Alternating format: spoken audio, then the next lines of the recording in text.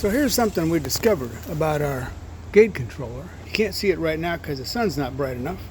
But when the sun comes in from the west and hits this sensor, then the gate won't close because that light doesn't turn blue, it stays red. But I discovered a solution.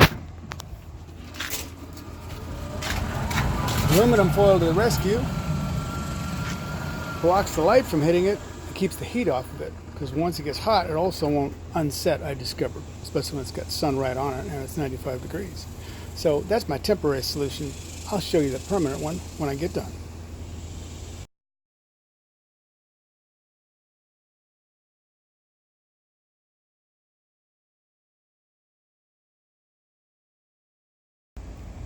So by now y'all are familiar with our issues with our trusty Liftmaster controller.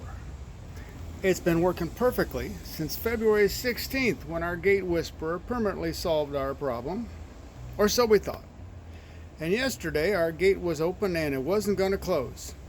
It was late in the day, and you see what happens is late in the day, from over yonder, the sun shines right directly into this optical device, and it also heats it up.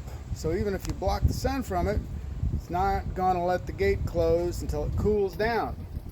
So I recycled my trusty carrying case for an old propane torch that I have probably had for over 40 years.